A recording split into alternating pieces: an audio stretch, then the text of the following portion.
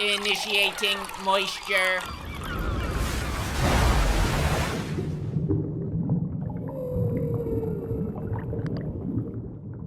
Welcome to the Moist Meter. Today we're taking a look at Dying Light 2, a highly anticipated sequel in a game that I was very much excited for. Recently replayed the first Dying Light just to get the juices flowing, get back in the swing of things, and get ready to put ass to face and hardcore parkour.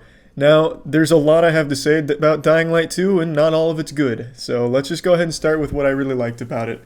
So I think overall, the movement is an improvement over the first game. I thought the first game was pretty much perfect when it came to its movement, and yet I was proven wrong because Dying Light 2 did it better. There's new skills here that allow you a lot more freedom and a lot more options when it comes to traversing the world, and you can get around quickly, you can combo some of the moves together and make like a really long chain, and it's just free running perfected here.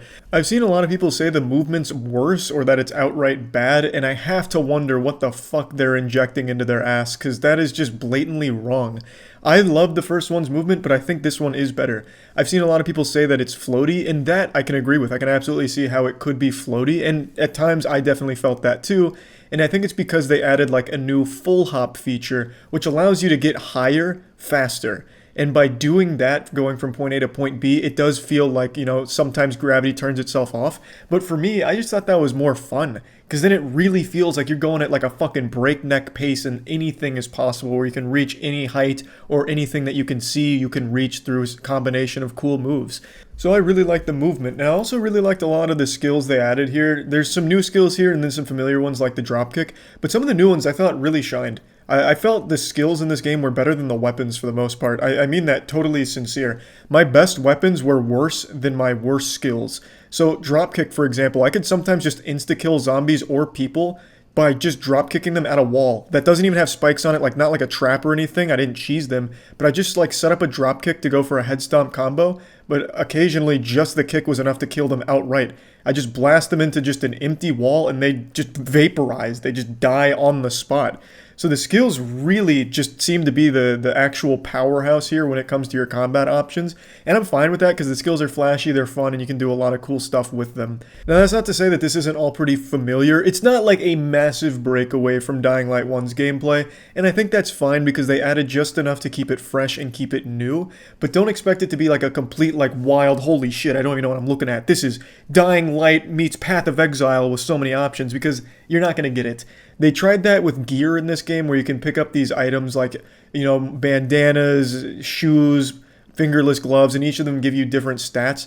But it's super arbitrary and basic. It's not fleshed out, and it never really feels impactful. So like there's loot that changes some of your stats around, but it never really feels like it does anything. At least it didn't for me. So I just chose everything brawler to get a little extra damage on my one-handed or two-handed weapons, and I still never felt that it contributed much at all. Whether I had it or not, it felt about the same in terms of power.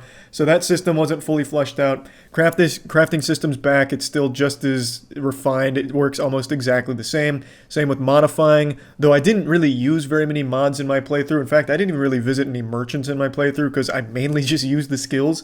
I had more fun with that than just using weapons, which isn't to say the weapons are bad. They're still cool, they're creative, and they're fun. And when I did strap a couple mods on, it did make them goofier and more fun too. But again, nothing drastically different here in that department either. One change I did notice right away is the enemies take a lot less to kill in the early game.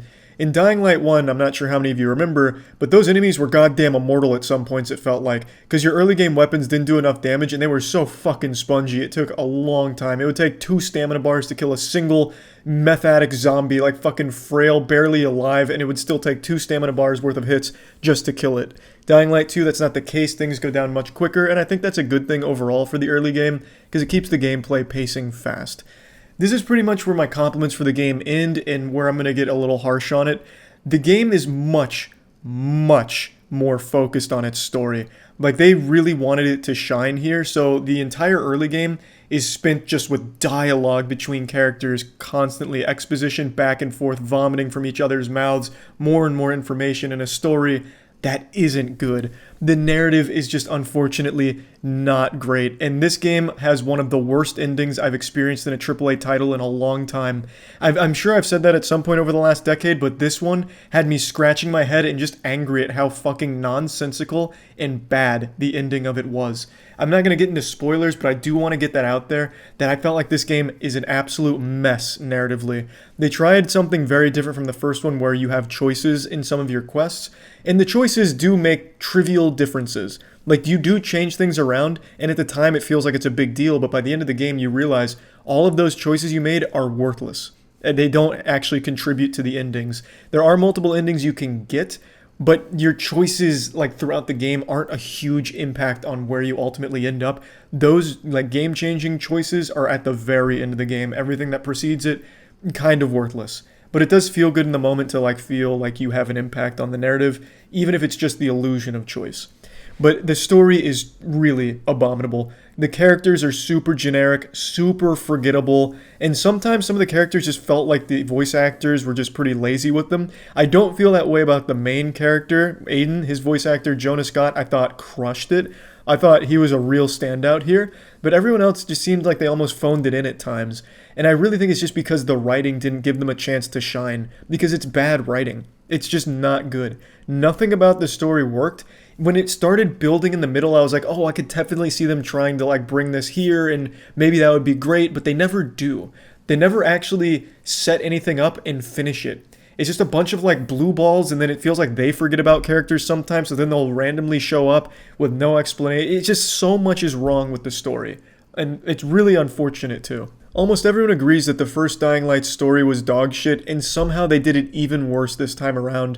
And it's because I think they put so much emphasis on it. Like, every single thing you do in this game ties into like a cutscene or dialogue between characters, so you're constantly getting inundated with the story that is just not good. It is just not working. The side quests, however, I actually thought the side quests were better than the mainline quests. I didn't do a ton of side quests, but the ones I did do actually felt good. Like, the side quest, like, they had a complete story with these characters that you meet for a brief period of time. You get some closure on some of them, and it feels pretty weighty and impactful. And that was nice. The side quests I actually enjoyed a lot more than going through the main story, which is surprising. So whoever worked on those definitely wasn't on board for the main quests, I would speculate, because god damn. Now, moving on from the story, there's a lot of quality of life improvements that I really appreciate, but there's one thing they added in here that I just couldn't get over in the early game. The stamina system that they introduced here is different from the first one. When you're climbing shit, you have the stamina meter that is constantly ticking down, and it makes it so you just can't climb things you feel like you should because your character just runs out of breath and falls and dies. The stamina is unforgiving in the early game until you get to like level 3 or 4 stamina. Then you can finally start to explore what you want to explore. But until then, it just feels like it arbitrarily slows you down by not letting you explore these places because your stamina is not high enough. So I really didn't like that system that they introduced there. But most of the other quality of life things they added, I did appreciate. That one just stood out as a real not fun thing that got brought on board here that I'd like to just briefly mention.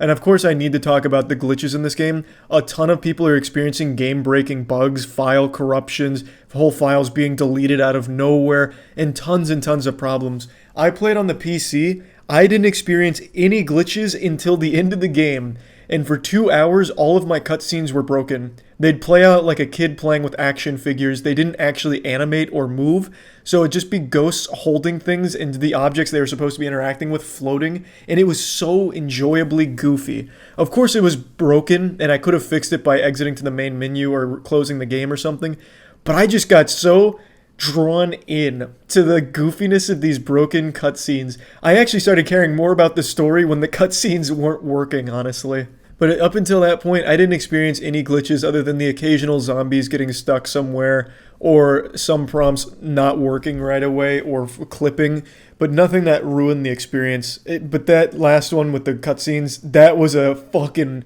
crazy one. Another thing that I definitely want to bring up is this game is much less intense than the first game.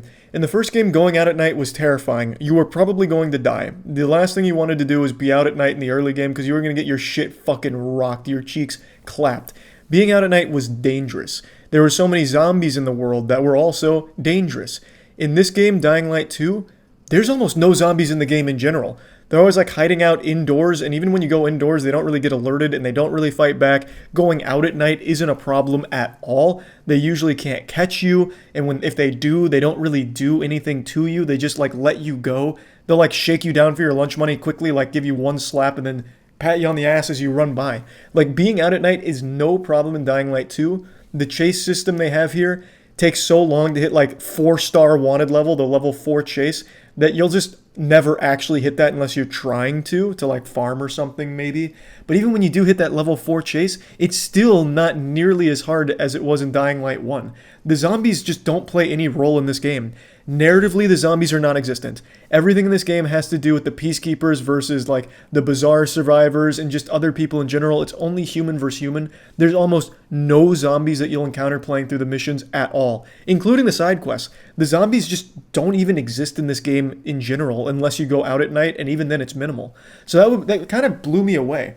Really surprised me just to see how little zombies there were in a zombie game. There isn't a single time you even fight a volatile. It's just crazy. Like, I don't understand why.